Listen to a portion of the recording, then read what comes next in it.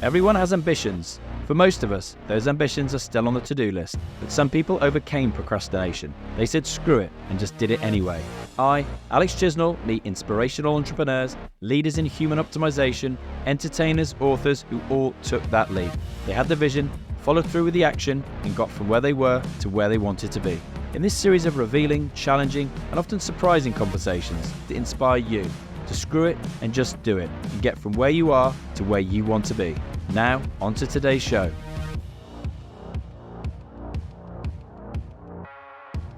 Today I've got the absolute pleasure of sitting with one of the three world champion Atherton siblings, Rachel, the most awarded British mountain biker in the history of the sport, about to be joined by former national champion Dan, her brother, plus here with Atherton Bikes CEO Dan Brown. And the Athertons are probably best known for their influence within the downhill mountain biking space, but for anyone not familiar with the world of mountain biking, the Athertons are perhaps the most successful family mountain biking dynasty of all time.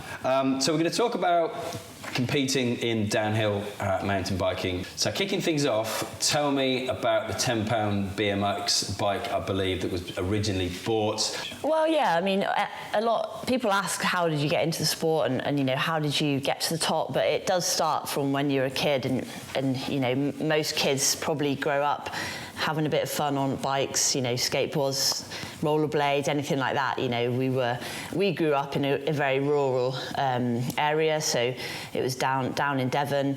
There wasn't much to do, you know, not the traditional kind of, you had to make your own fun, basically. Yeah. And Dan's the oldest, and we've got G, who's the middle brother, and myself as the youngest one. And it was very much a case of, yeah, just making your own entertainment. And Dan was then, and he still is now, you know, very kind of sort of creative, I suppose. Like, he was never happy as a kid. Like Mum always said, he was never happy just being, you know, in the garden. He wanted to build things and create things and make things for him and other kids to do. So he very quickly started building just bike tracks on this little bit of scrubland, and it kind of became an area where us and all the kids in the village just kind of congregated and had this space to kind of, yeah, grow up in, really. And it was, for us, it was bikes, and he was kind of the driving force for us to get into cycling and for most of the kind of kids in the area. And he still has that kind of leadership quality about him. People just seem to follow him, and he creates, yeah, places for people to express themselves. And back then, specifically, what else did you enjoy? What else were you good at? What did you just do? Was it all based around bikes? Yeah, I mean, I was very young. Like Dan, it's mad to think back on it. Like Dan just used sort of, I guess magazines back then were the big thing. You didn't have social media as such, so he very quickly discovered like the BMX kind of world, and then it quickly escalated into racing. And I suppose Dan was always like, how can I take this further? Like, what can I do? I want to do more jumps, bigger jumps. And so he discovered racing quite quickly, and G and Dan got into racing BMX around the southwest, that kind of area, like around Exeter, Burnham. You know, there's a lot of BMX tracks around there, and now it's an Olympic sport, but back then it wasn't. But it's so accessible, BMX. You know, you don't have to drive to the top of a mountain. You don't have to have really any specialist equipment. We just rode bikes, you know, you found in the skip, like just anything you could get your hands on, really. And then me being the youngest, I just didn't want to be left behind. So I just did what my brothers did, just because I didn't want to be left out. And Dan was always the one with the vision. You know, he was always like, you know, Rach, start racing. G, start doing this. And yeah, he's kind of been the driving force our whole lives, really. Interesting. Pretty incredible.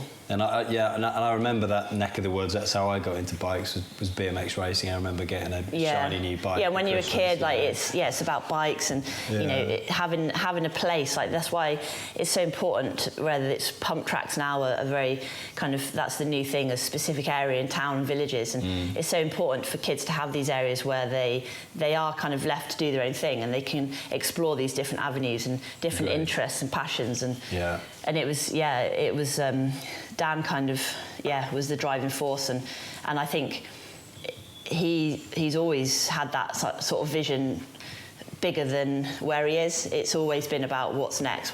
Like, he's always wanted to go bigger, and it's testament now that place over 30 years later that area where we grew up riding, where Dan started building those first bike tracks, is still there. It's still on the outskirts of the village. It's still really popular. The whole southwest area still rides there, and that kind of speaks volumes really about the sort of legacy that he creates wherever he goes, really. That's awesome. And I'm going to talk about legacy later on, interestingly enough. But you mentioned vision.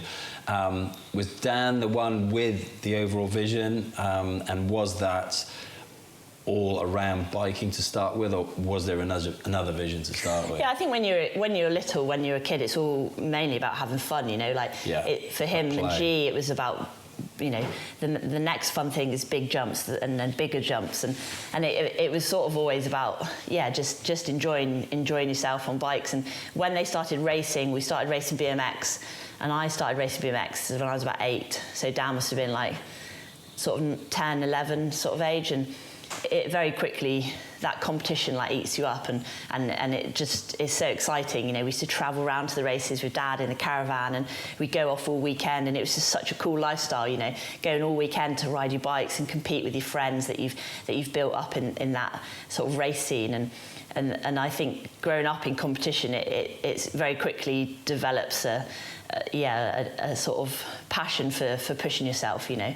It's not all about race results, and I think a lot of kids now are like with social media, like, how do I get sponsored, how do I get more followers, and how do I get seen? But back then it was just, you know, for the joy of pushing yourself, and for the joy of bettering yourself and bettering your skills, and ultimately having more fun. And it wasn't until a lot later where we sort of thought, you know, could this be a career? Is there something in this? And even then, it was a very like organic progression into making it a career. You know, it was just following your passion, I suppose, from an early age. As kids, then, who or what inspired you at that time? Because, as you say, it wasn't as accessible to flip your phone on and follow somebody on Instagram or look at a YouTube channel.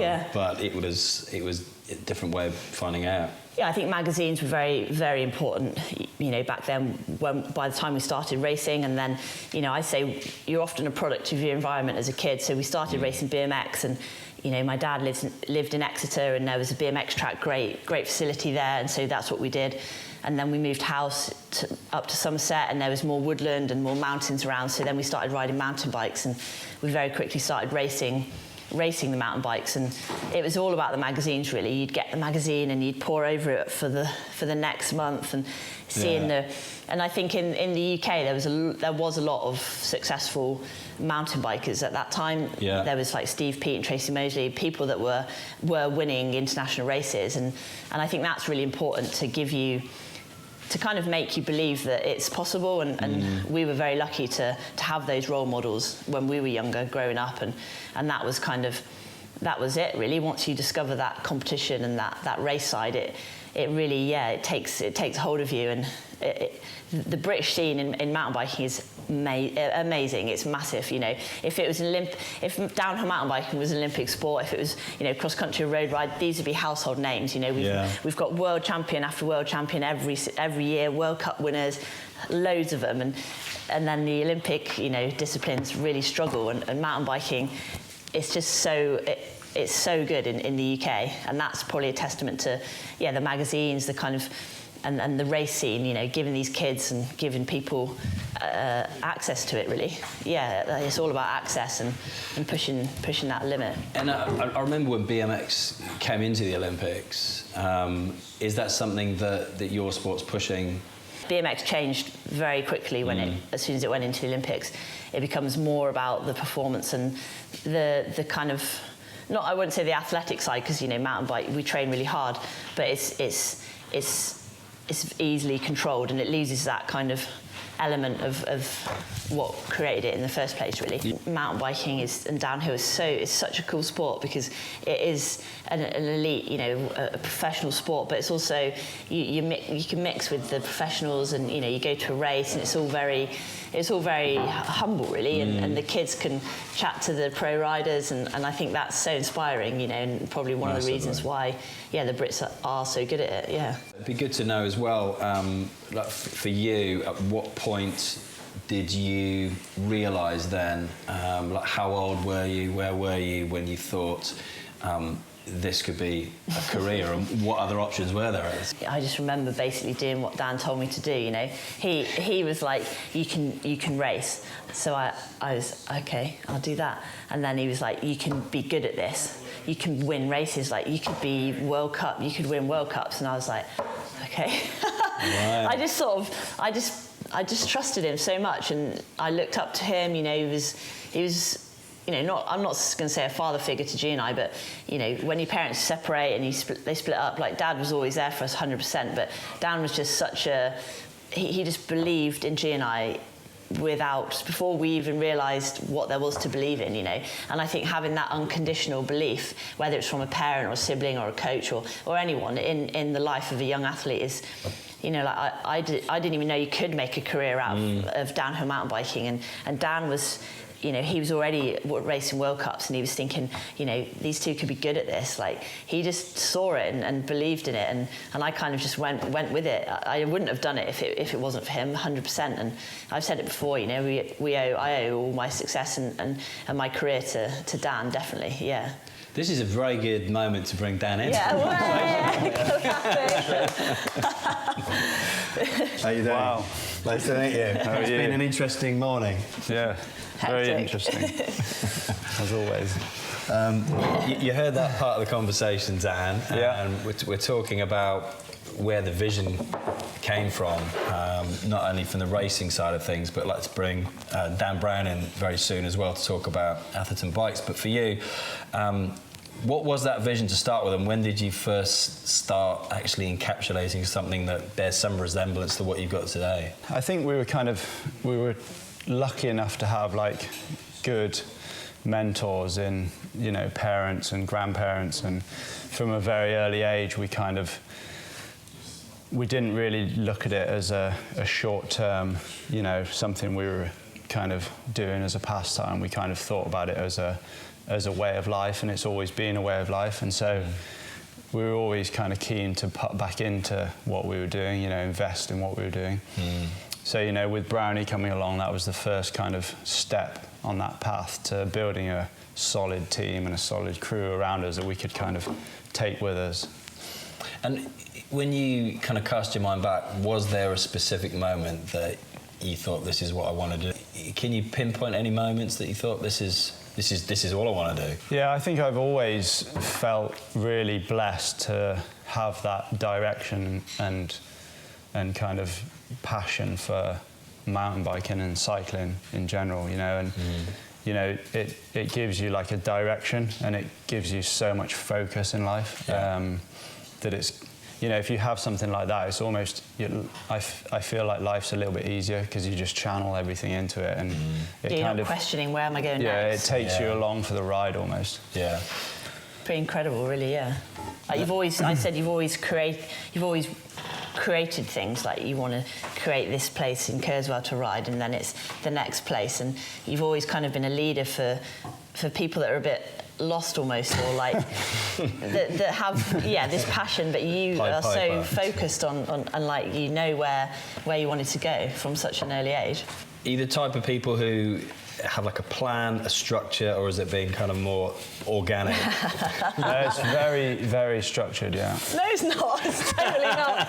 No, but I feel like, Dan's, Brownie's making the comments down here. Yeah. Would you like to allude to anything else? Well, I think there's a key moment in the whole kind of history and timeline is Red Bull paid for these guys to start working with Jamie Edwards is his name. In 2008 he came on board, and he basically walked into what was their house in mid Wales at the time and just looked around shaking his head and just said, this isn't how world champions live. And it was, you know, it was quite I came in 2006, we'd done quite a lot, progressed through 2007, and then Jamie came in 2008 and kind of that was a big step change then, really, and just got us to look at what we were doing and how we were doing it, and that was a big kind of catalyst, really, for making things more professional and bringing some structure to what was chaos. Yeah. And where did you find him? Yeah, he worked with Red Bull athletes. He worked with cricketers like Freddie Flintoff. Oh, okay. Yeah, he'd been kind of always there. And it's not like we had a plan saying like, you know, we're going to race for 10 years. I feel like other athletes and other people are very, like you say, structured, and they're like, right, we're going to do this for 10 years, then we're going to start a bike brand, then we're going to do this. It's always been quite organic and like quite a natural progression, you know, because you don't know what's going to happen in life and how you're going to feel and what your interests are going to be in 5 years, you know. But it's about really listening to, like Dan always says, like, what makes you get up in the morning? Like, why do you want to get out of bed and push? Whatever the reason is, that's what you've got to find, you know, so that it's you're getting up excited, you want to get out of bed and you want to do it. And for me, that was racing, and for Dan, you know, it's racing for a bit, and then he was pretty done after the injuries he had, and it was creating this sort of centre of excellence. And it's always been about, you know, really listening to that voice inside and giving it a voice, because if you're not honest with yourself, it's not going to last very long, you know. It's not going to, if you're pushing against the grain, you're not going to, whatever it is you're trying to do, it's just not going to happen unless you really love it and you believe in it. And at what age then did you all start like competing with downhill racing, you being the first, I guess? Yeah, I started when I was 16. G was like 13 or 14, and Rach would come along to races but not ride too much in between, and then she started winning, and she was kind of addicted to winning. But we were like, Rach, if you're gonna do this properly, you need to ride your bike as well as just win. And but she, I don't know, she was just, you know, just always so good at racing. Just from the first race she did, she was able to find like another place in her head that she went to, that she could, you know, it was like a switch that she could turn, and that was always there, you know.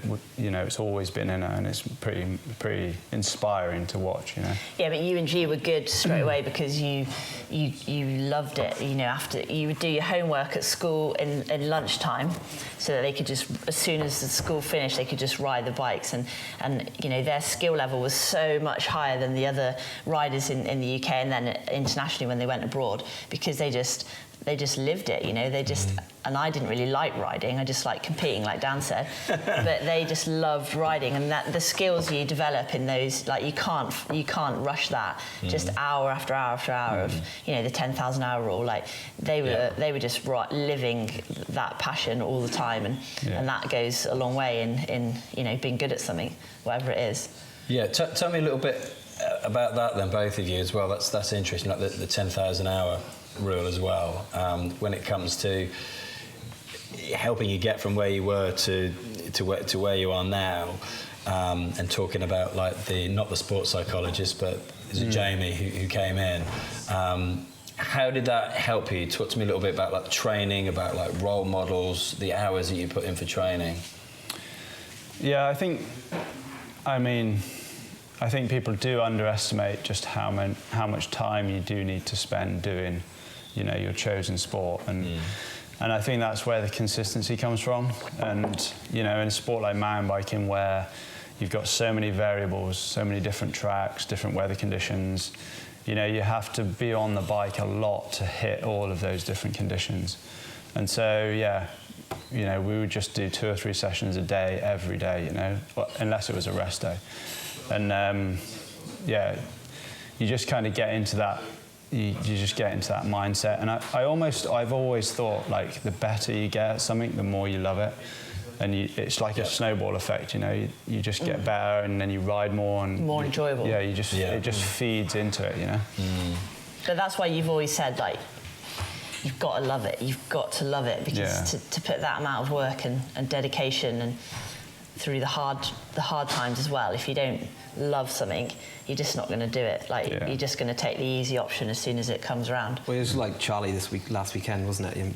We signed Charlie 5 years ago, and it's taken 5 years for him to win a major event with us, and we've always known he was capable of it. Yeah. And obviously he's always known it. You've just got to keep going on, keep plugging away, and that's because he loves it. He's not going to just. Yeah, you'd do it anyway, even if you weren't winning. You know, you're not doing it to win, but. And I think that's like interesting nowadays, where there's like social media and this everyone's trying to like live the dream a bit more. Like, what can I do? Can I start this? Should I do a coffee shop? Like, what can I do? You've got to still love it, you know. Whether it's, you know, quitting your job in the city to become a carpenter, like, you've got to have that passion for it. Otherwise, you just don't follow it through when hard times come, and that's, you know, they do come round, and you've got to.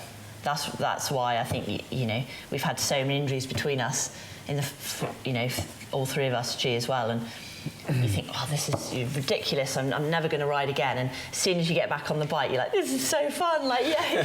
And then you're doing it again, and it's just ridiculous. Most people will break their neck, and then that'll be it. They probably never ride a bike again. And Dan had a year off, and then he's straight back on it. I was going to say, yeah, talk to me about setbacks and what it's like to literally get back in the saddle then, because you've all had your injuries. Maybe start with you, Dan, and setbacks and how you literally, you know, get back up and keep going.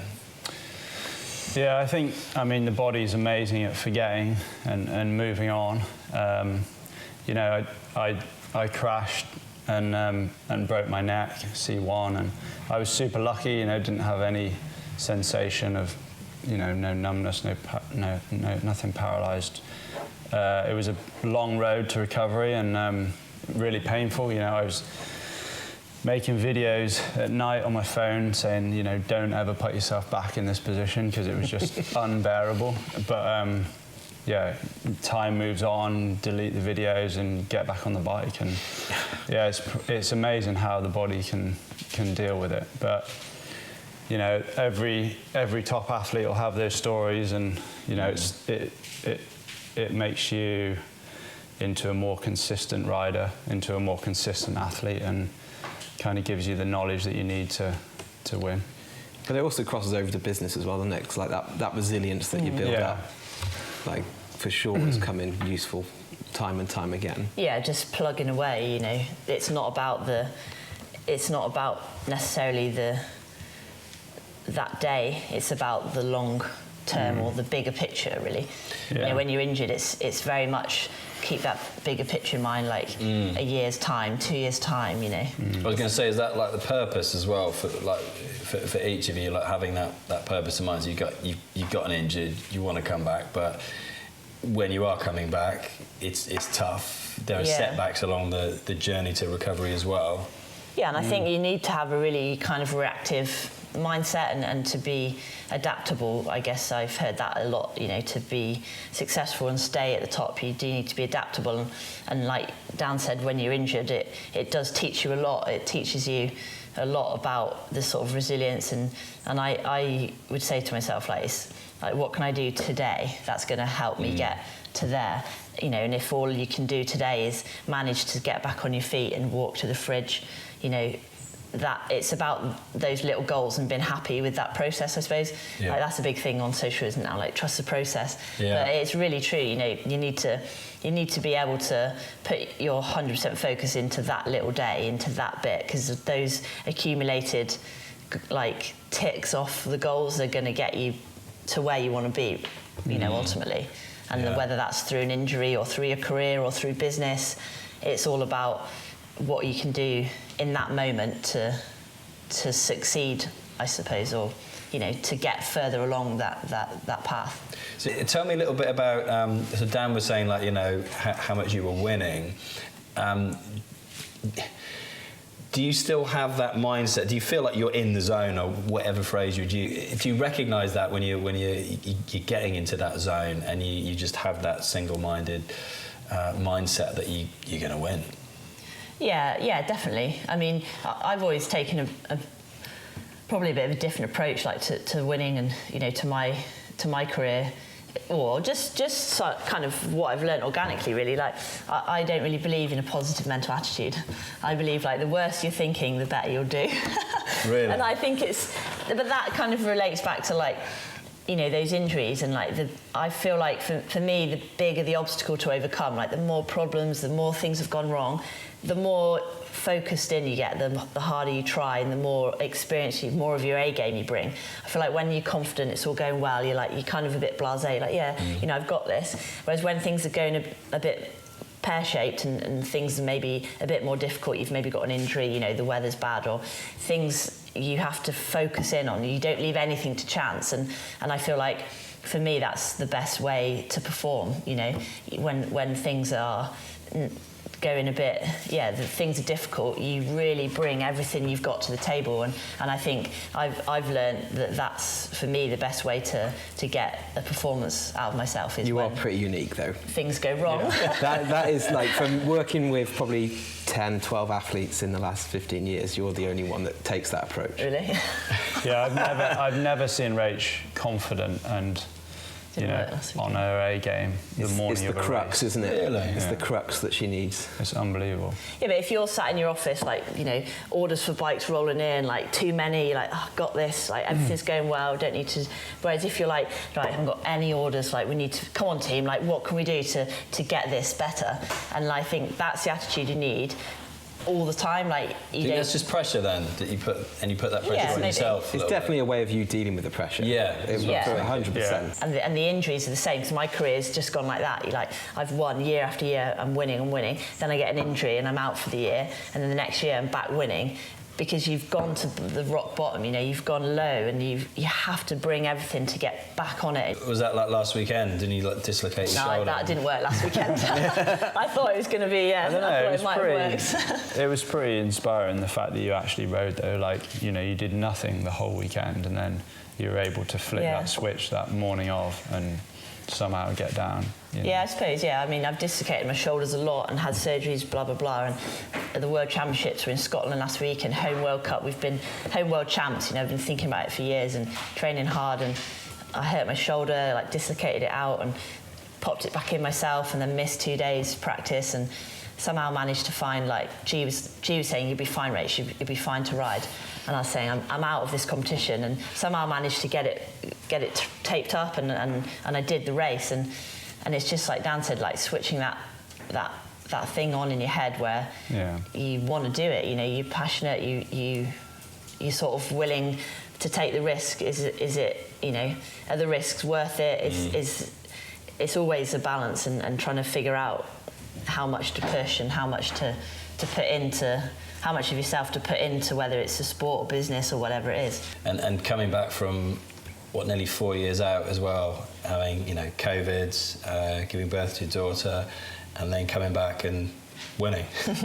Yeah, I mean, I had, I mean, it's been an up and down career really, but I was winning 2019, still winning World Cups on our own bikes. So we launched Atherton Bikes in 2019, in the start of 2019, and I was thinking of retiring, and I was thinking, right, I can't retire. I want to race World Cups on our own bikes. You know, Dan's had this vision for years to do our own bike company, and then suddenly here we were, like we had the team. It was all kind of perfect, and I came that year and I won 2 World Cups on our own bikes, and that was just ridiculous to win a World Cup on our own bike was just. But to win 2, and then I snapped my Achilles tendon halfway through the year, and that put me out, and it was just, that's just the way it goes, you know, up and down. And then had my daughter in 2021 and kind of thought about coming back to racing, and then I did the first one this year, and I managed to win it somehow. So I won the first World Cup, and that was just ridiculous. Yeah, it was just such a huge surprise, and just I guess a testament to, like we said, actually enjoying the process of what you do, like day to day. I loved the training. It took me a few years to find that motivation again, but I couldn't train without a goal of racing. You know, I couldn't. Everyone was saying just get in the gym for yourself, like you just get fit and strong. You know, but I was thinking I need something to drive me. You know, people sign up for Ironmans and triathlons to give them that motivation, and for me, I need something huge as a reason. You know, just to be fit and strong, it's not a big enough reason. No. You know, when you have such high highs, you need such big things to motivate you. And so I was like, okay, I'm going to go back to the World Cups. And I was thinking, oh my God, I've now got to put the effort in. And without those goals, it's really hard to get the most out of yourself when you're already successful, because you know, you do lose motivation. What's the point? You've been successful. You could just kick back at home and enjoy it. But giving yourself goals, and I feel like that's why we've always pushed quite hard in business and starting all these different things, because it gives you a reason, it gives you a reason to keep pushing and to keep bettering yourself and to keep like pushing the bar and to keep bettering yourself, and whether that's to kind of give something back to the sport or And then it leads us nicely into Atherton Bikes, and before I do, something you mentioned there, having had your daughter and having a reason to get out of bed and do this. For you, did your purpose change as to why you get out of bed in the morning and why you do what you do? Yeah, I mean, definitely. Having a child is huge, and I've always wanted a family, but there's never a right time as an athlete. You never think, okay, now's the perfect time. Like, I'm going to either retire or still. I wanted to do both. I still wanted to do both, and it doesn't. Maybe it's a lot harder to do both, but it maybe doesn't have to be. I didn't want it to be like such a huge negative thing. You lose sponsors. Like, everyone's like, oh, you've retired because you're having a kid. Like, why can't you do both? It is hard, but it is also possible. And winning that first World Cup as a mother, which has never been done in our sport before, it just kind of, it's not easy at all. But you don't have to maybe choose. Like, you can put in the hard work, and you can maybe have a good balance of life and a career. And as a woman, it's definitely a lot harder, but it's doable. And yeah. Did you have role models? And you think of like a sport like tennis, there's like Serena Williams, like a massive role model. But in your sport, you said no. Yeah, it was definitely hard to find, to find those women that were kind of doing it. And I was very anxious and had no idea, like you say, what's your purpose? I didn't know if I was going to retire or if that would be the end, or if I was going to return. And I still don't really. I'm really just taking it kind of race by race and month by month. And it's a real challenge to kind of be honest, like, with what you want, because you want both, You want to be at home with your kid and you don't want to miss anything, but you also want your career still, and you want that kind of purpose. And it's really hard to go from that kind of focused lifestyle to suddenly having no focus apart from raising a child. Like, and the structure goes out the window, because you've got to be flexible. With a small child. I mean, it's just it's been a huge learning curve, and it's definitely helped seeing other athletes. Not so much in our sport, but like you say, other more mainstream sports. We have got businesses, and it's still hard. I've basically had 4 years of retirement since I snapped my Achilles to now, and it's been pretty. It's a shock to the system, because your expertise are in these areas. I'm good at racing, I'm good at competing, I'm good at training. I'm not good at the business side of it. I'm not really good at anything.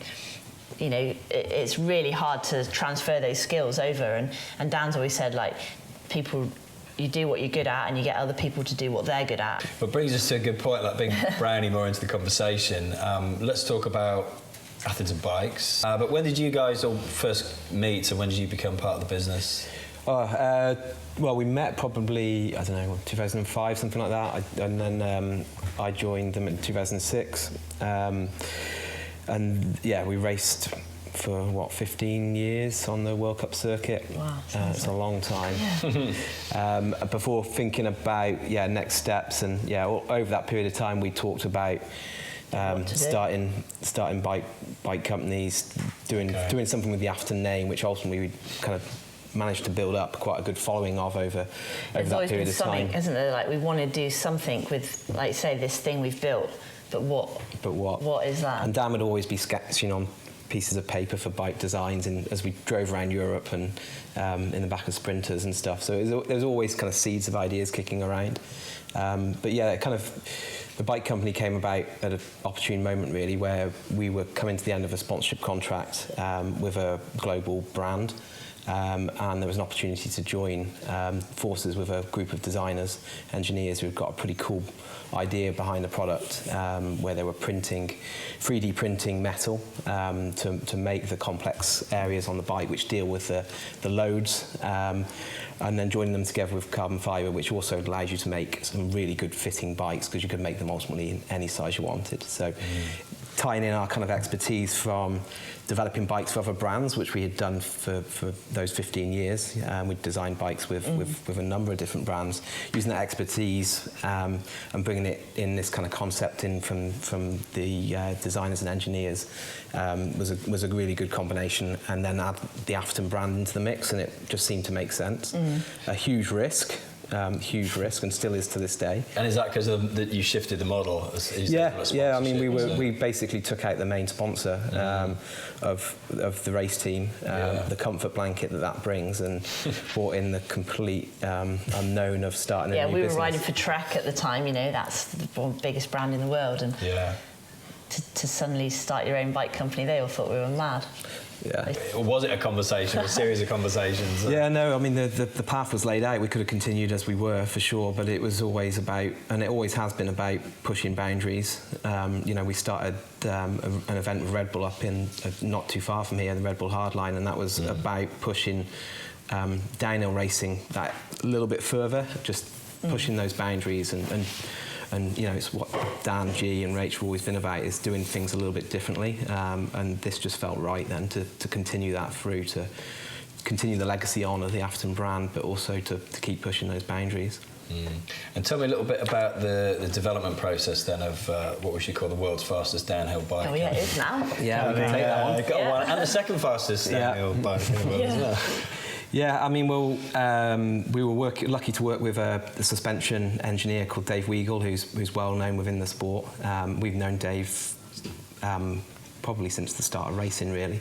So we've got a bit of a relationship with him, and that helped us work together in designing a suspension kinematic, which is kind of how the bike responds to bumps, hits and turns, and then kind of tying that together with the engineering and the work that had gone into the kind of concept behind the product, and then ultimately designing it for the first kind of 18 months, racing it on the World Cup circuit. Rach, you know, won 2 World Cups on a very prototype product, one that was changing from one race to the next. It was ridiculous. It was hard to keep up with, wasn't it? Yeah, it was ridiculous. I think it was the fact that because we were 3D printing it, we weren't stuck to like the concept of a mould. We could make changes, and so the temptation was always there every race to make changes. Right. And it's ended up with a very refined product now. But you know, at the time, for those first 2 years, it was a nightmare for the guys here. You know, every race just changing. And you know, it's given us an amazing product now. And what was the goal at the very outset? Was it to build the world's fastest downhill bike, or was it to ultimately see other people riding those bikes on the streets of where you live? Or? Well, you know, we come from racing, and that's all we've ever done. So of course the goal was to make the fastest bike. You know, whether that was kind of what we set out to do or not, but you know. Yeah, so there was kind of 2 halves, wasn't there? There's the performance side, which is obviously like very important to us, and then like Dan said, building the bikes that we would want to ride, growing up as kids, and like you say, just at the bike parks, everyday trails, and it started with the performance, and because that's the high end, and then we're sort of filtering it down and hopefully bringing more bikes in at a more of affordable price, I suppose. I think, like Brownie said, you know, we'd always ridden for other bike companies, and so the process of refining a product until it's at its very best was so kind of ingrained in what we did in the off season that, you know, we very much worked with the engineers here and refined until we were super happy with the product. And I think that will always happen, you know. We wanted to create something, like Dan said, like we've always done. You know, we've always tried to do things like differently and better.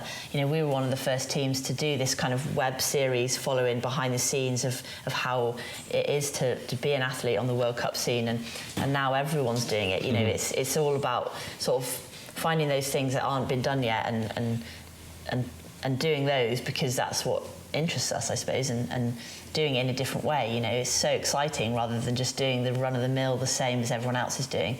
It's exciting doing things differently. Terrifying and risky. And who did you look for inspiration when it comes to the business side of things? What companies or individuals were you looking at that you thought, Was there a blueprint out there that you could follow? Not. No, I don't think there was. No. I think in terms of the manufacturing process we have, it's very young. It's very. Additive manufacturing has been around for a good number of years, but historically mainly used for prototyping in small numbers. And we're kind of at the cusp of it, really, in terms of it moving into a mass manufacturing and in the cycling process, industry. Really. You know, like the engineers, you know, the guys on the team have worked. They've come from aerospace and F1, where that process, the manufacturing, 3D printing, it is used in those sort of areas, but within cycling. And it's been so interesting. The last year, we've seen Specialized and other big brands have started prototyping in the same way that we are, because they've realised like how reactive it can be, and it's helping them speed up their design process. So it's kind of cool to see a global brand like that kind of copying us, basically. And how do you grow and scale the business? There's a kind of a general concept behind the product is a lug and tube construction, which is very different to. We have an example. Yeah, for those watching. Which basically you deal with all of the complex loads through the material, the titanium material on this product. Okay, so this is the 3D printed bit. Okay. And then the tubes are conventional uniformed shape, which basically are very lightweight. Yeah, and carbon there's less load going through that product. So, like I said before, what it ultimately allows you to do is have, because we've got a toolless process for this product, so there's no commitment to moulds. We can just use different digital files to create these parts really quickly. So we have lots of different sizes. We can put the material exactly where we want it, and that basically gives you a very strong product. And that concept moving forward, lug and tube, is basically how we're going to scale the business. We have a prototype right now that's nearing production that allows us to scale in the thousands rather than the hundreds, and we're looking to bring that to market hopefully in the next month or two. And when it comes to something like this at scale, it cost you more money, so you go out to the market and raise funds. Yeah, no, it's we're in a position now. We're in this building. We've outgrown it, and off the back of the weekend, off the back of the weekend, we're definitely going to be bursting at the seams, because sales are flying in. Off the back of Rachel's result, Andy also won his first World Cup, who's our Austrian rider. He also won his home World Cup, which was amazing scenes as well. So we've had Rach win her first World Cup back, Andy win his first World Cup, and Charlie win his world title. Yeah, that's what you mean by the weekend. The World Championships of downhill mountain biking was up in Scotland in Fort William, and our British elite rider Charlie Hatton, who's from Forest of Dean originally, and he won the race, which is a massive deal. He became world champion on British soil on a British-made bike, which is actually massive, and we haven't really talked about it yet. But it's, to win on a British bike in Britain, it's huge. And like Dan said, our other elite rider, Andreas Kolb, won in Austria, and it's so cool, isn't it? Seeing the proof there. Like, we know they're good bikes. We know that this is like the future, and to see the race results come in so quickly after we launch. In 4 years, we've got world champion. We've won 4 or 5 World Cups. Yeah, it's massive, and it's a real kind of boost for the team. And it must be a marketer's dream having an Atherton winning on an Atherton built bike. Yeah. Well, I think the bigger milestone was having a non-Atherton winning on an Atherton built that's bike. right. To be honest. It's more powerful, isn't it? When Atherton bikes becomes bigger than Atherton athletes, individuals, is when we know we're making progress. And that's where you dream it gets to, really. It's Atherton is the name of the bike in its own right. That's the company, and our family name and our career it's in the past, and the brand stands alone, and that's the goal, really, isn't it? And to have that first win on it is just incredible. And what are your different roles in the business? We haven't even talked about the bike park, have we? Yeah, that's true. No. Where you've just come from? Where Dan's just come from. So we bought Forest in 2019, similar time to starting the bike company. So we've had 2 startups running side by side, along with the race team. So 2 massive startups as well. It's been a crazy 4 years, but that's Dan's baby, really. That's where he creates the best riding in the UK and arguably some of the best tracks on the planet now. And it's exciting to see that grow. And that's your passion? Yeah, I think, well, it was kind of, we knew there was a process there, and so we thought, you know, it would be amazing to first of all have a bike park where we could, you know, test these bikes and bring people in and kind of build a scene around a bike company.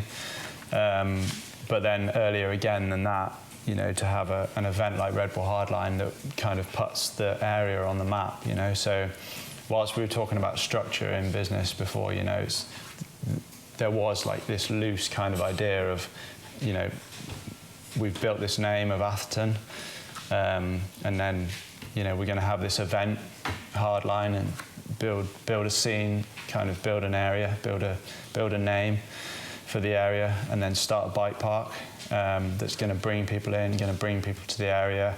People are going to buy into the name, and then we're going to start a bike company. And, you know, ultimately the bike company is kind of the main vision for the whole lot. You know, that's what everything feeds back to. You know, that name on that bike is where we want people to go ultimately. But the bike park's sick, you know, like seeing people, you know, we get about 150 odd people a day, 4 or 5 days a week, and normally it's Whistler or, you know, Morzine in France, and suddenly there's this place in the UK that's a dream. It's a dream mountain bike escape, and a massive mountain, a forest, and there's tracks everywhere, and they just have the run of the place, you know. You get in the Land Rover and it takes you to the top and you ride back down, and it's amazing to be able to just be there and see people enjoying it and see people just loving it and give them. Dan's always been like this kind of, he's wanted a more clear way to the top of the sport, like other sports, you know, football, mainstream sports. There's a lot of a clearer path to get to be a professional, and mountain biking, it's kind of very much like up to, you know, a bit of luck and a bit of like how much time your parents can put in and to get you to there. And now there's more bike parks coming out. It's kids can come here and they can ride amazing tracks and progress. And we see races, we see all the World Cup races, the UK guys and now more international guys come in to train here, and then they go and win World Cups and they come back here to train, and it's just so cool to be able to offer that kind of facility here in the UK. It's definitely the dream. And is that part of that wanting to give something, putting something back into the sport, and as part of that wanting to leave something behind as like a legacy piece? Yeah, I think it's kind of building and creating what we would have liked to have had when we were growing up. You know, we went out and built dirt jumps and downhill tracks and kind of built what we wanted to ride, and so, but we were lucky we lived in a place where you could do that. Not everyone has that. So I think starting the bike park was partly about giving back to the mountain bike scene that's kind of brought us up and given us such direction in life, and partly helping with the younger generation coming through, and hopefully that younger generation, getting them on the brand, getting them on the Atherton bikes, and kind of creating that household name that they'll kind of stick with.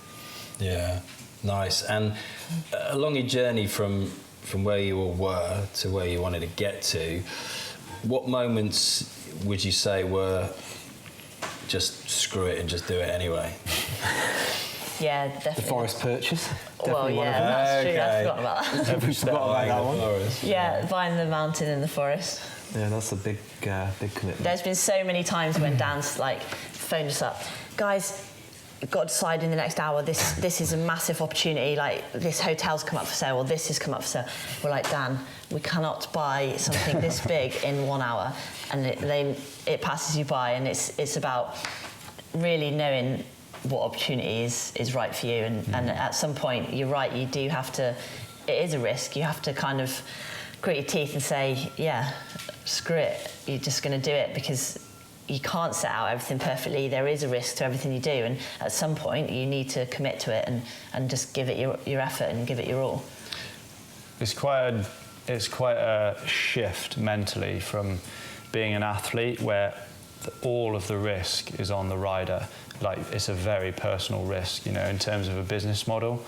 It's quite nice, you know, sponsors pay into the race team, and the risk is on the athlete more than on the business.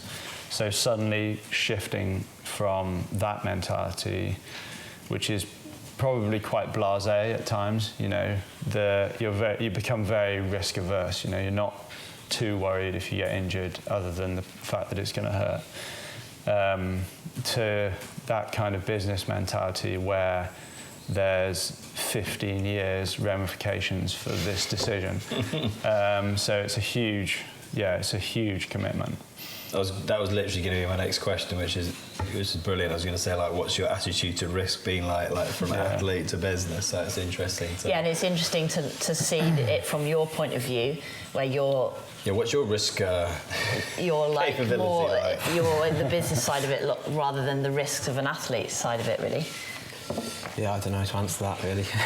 I actually think that athletes make terrible business people. Yeah, it's like terrible. If I'm honest, you know, your appetite for risk is so high as an athlete, and you know, you just become.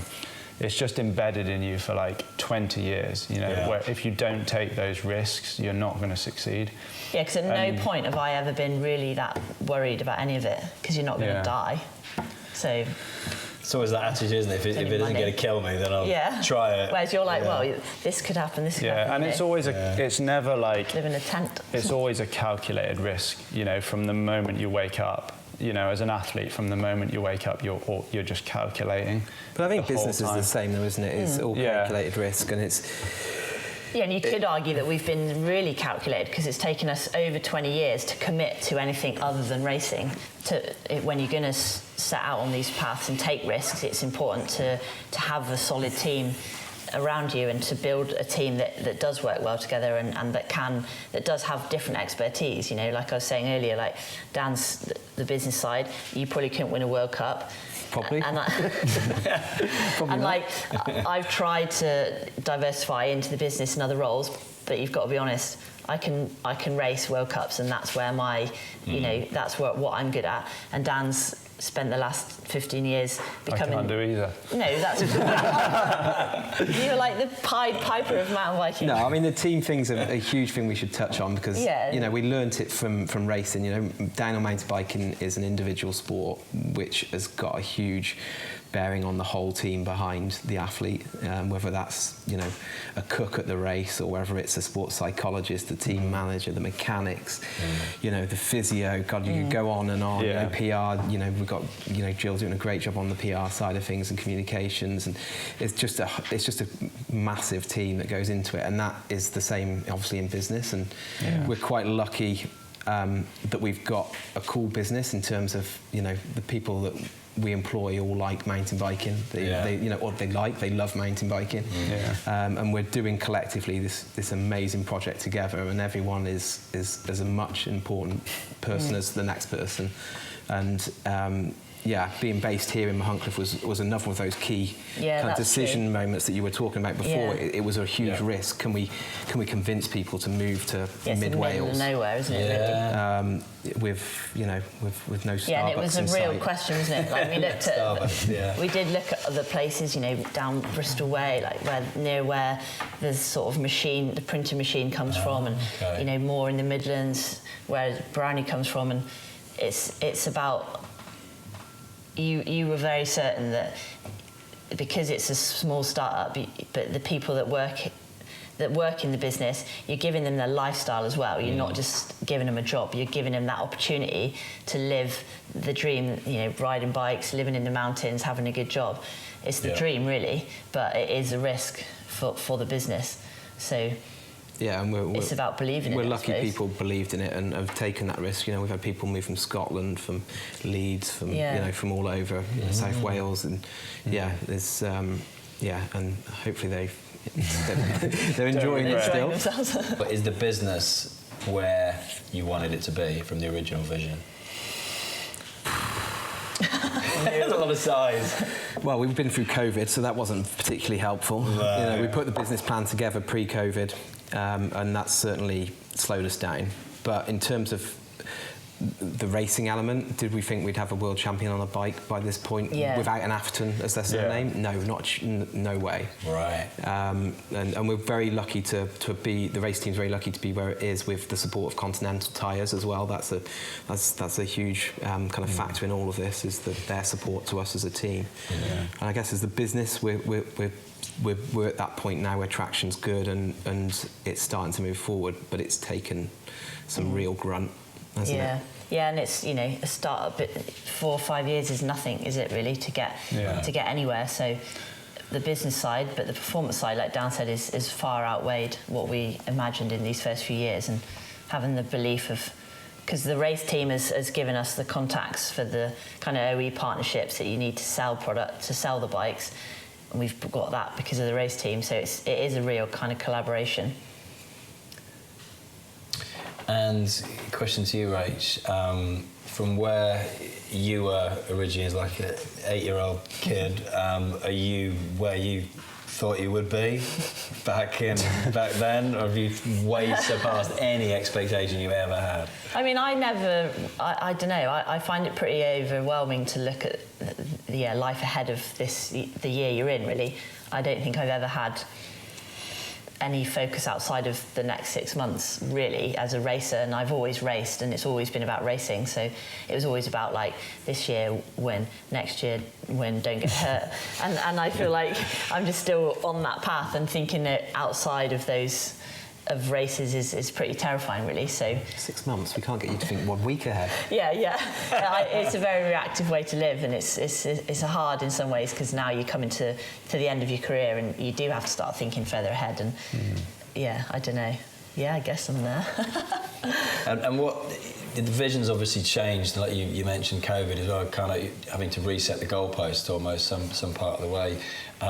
But what is the vision now? You kind of alluded to a few bits before with, like, you know, growing and scaling and the new prototype you've got, but what would you say the vision looks like now? I mean, for me, for the bike park, the vision's quite clear. You know, it's an easier thing to scale.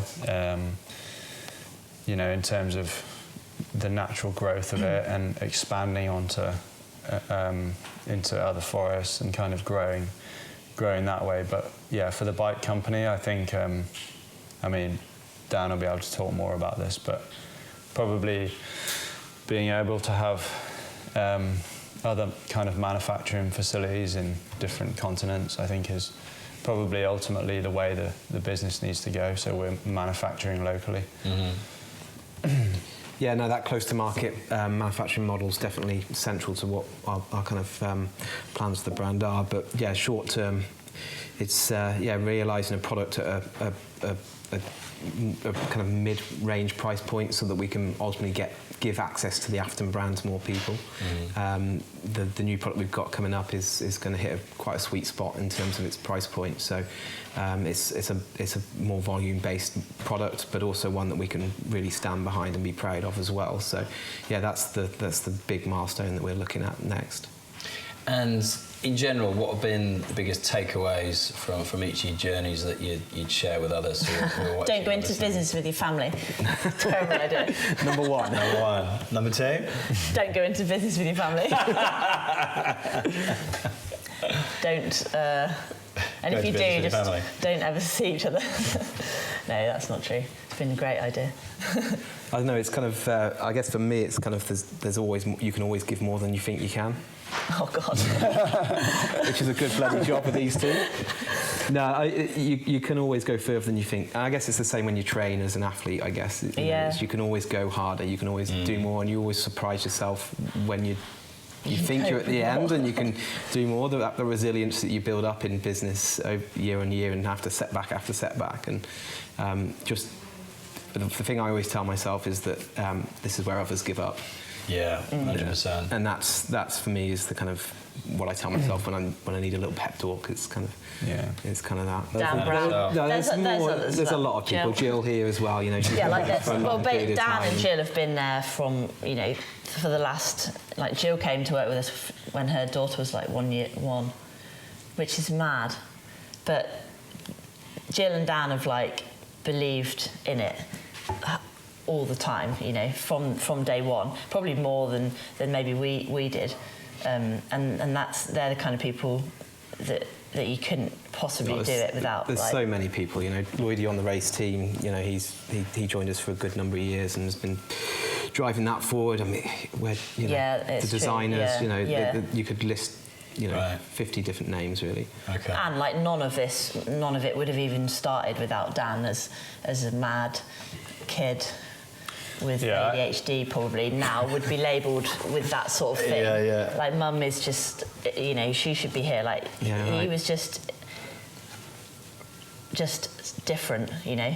Like got kicked out of all the nurseries, got kicked out of like play groups for just, he had too much energy and she couldn't channel that energy. And when he got to an age where he could do something with it, and like he doesn't like talking about it, but he is like he kind of draws people to mountain biking that are a bit lost in life. You know, there's so many kids over the years that have grown up with him and people that struggle in those kind of societal like norms, like school and those areas where you don't fit in. You just feel like you don't. No, but you've helped so many people that don't fit into that kind of traditional way of going through life, and you know, you didn't really at school. It's so inspiring to have someone, you know, and lots of successful people are like that, you know, dyslexic or all these things that in school are seen as bad things, but they're actually like amazing things for dedicating your life to something and succeeding. And I think it's so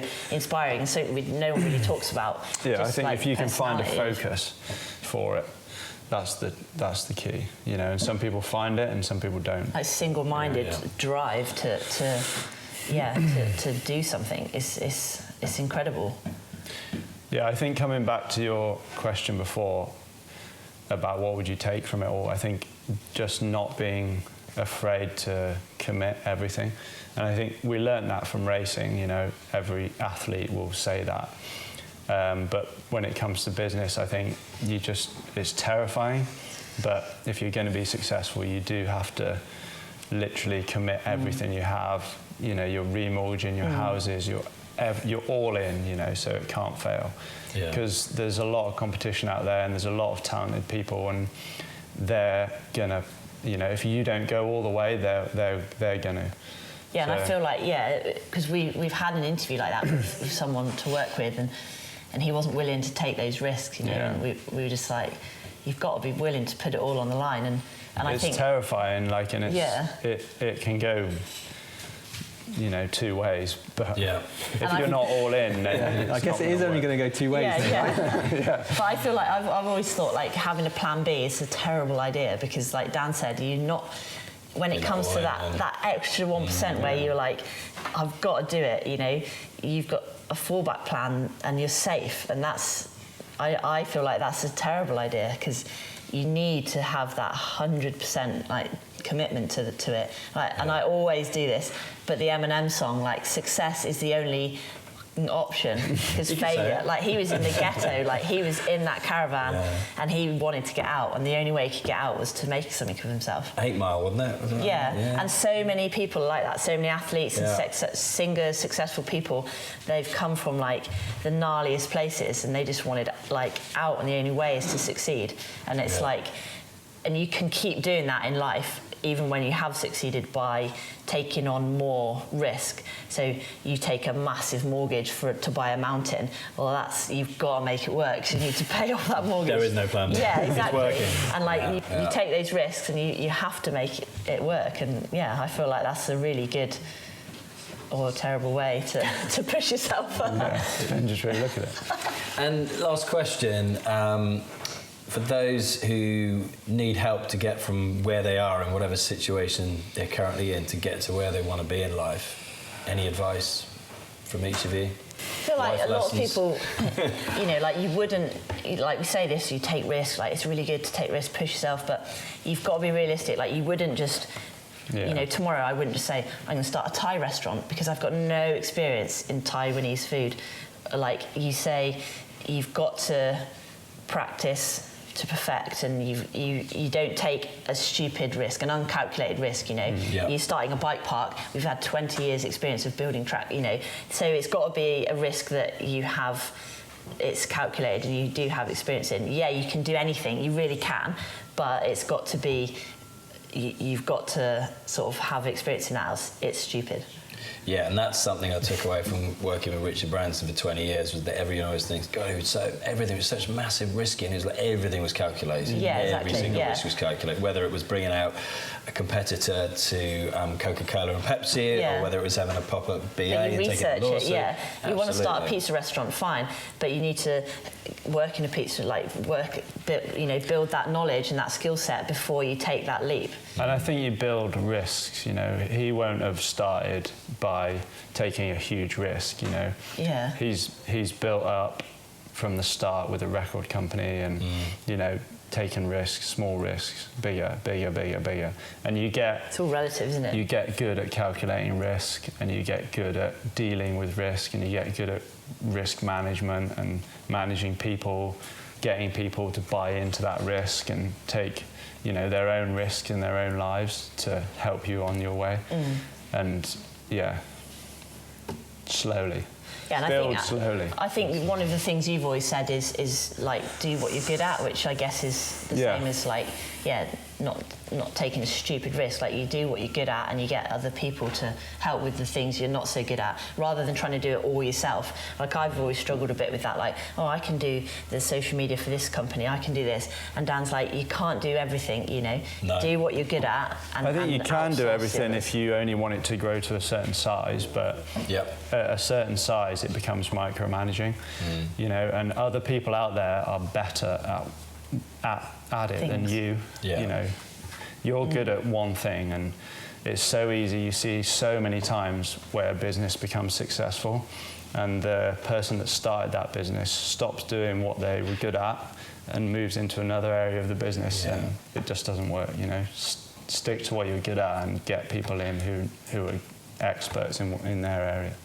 Well, look, thank you very much indeed for your time. It's been an absolute pleasure. Yeah, thanks for having us. Dan, Rach, Brownie. Thank you. Thanks very Atherton much. Bikes, thank you very much. Thanks for watching this episode of Screw It, Just Do It. Let me know what you thought of it in the comments below this video, as this episode helped move you closer to where you want to be. All that I ask is that if you enjoyed this episode and then it's moved you closer to getting to where you want to be, that you share this episode so that it helps one other person do just the same. Just ask yourself, what small action will move you forward to get you from where you are, then screw it and just do it. Until next time.